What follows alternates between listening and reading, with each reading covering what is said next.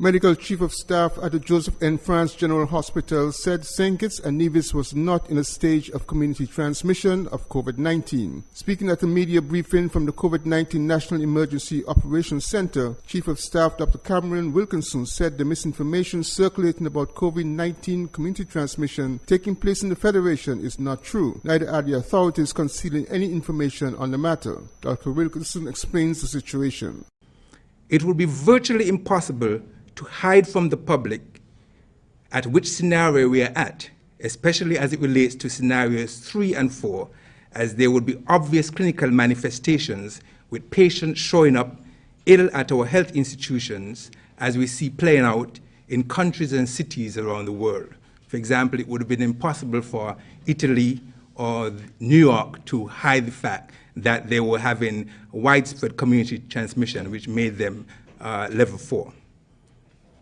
The approach that we have in fighting this disease is a whole of society coordination approach, where we are enlisting the help of all sectors of society in this fight. There is therefore no reason to conceal information to the public, as we have been totally transparent at every step, and we are enlisting their help at every step of the way. We, like all countries, except China, were at scenario 1 with no confirmed cases for a very long time until we had our first confirmed case on the 25th of March. We are now, as the Chief Medical Officer said yesterday, at scenario 2 with 11 cases. 8 of these cases had a clear personal history of travel, and 3 were related to persons who had a history of travel. These were sporadic cases.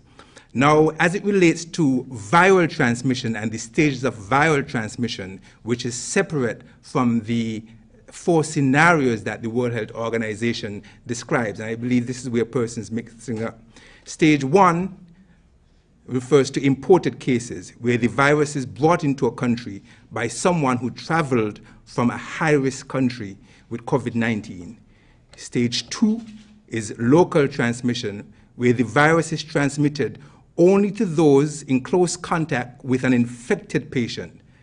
The cases remain within close family members or acquaintances. Stage 3 is what's described as community transmission. The persons do not have a history of travel to a high-risk country or had a history of being in direct contact with an infected person to become infected.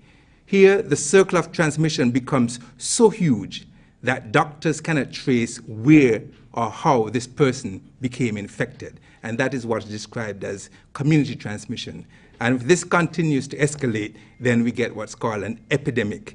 And this is where you have a widespread rampant disease in the country, and it becomes a national health emergency.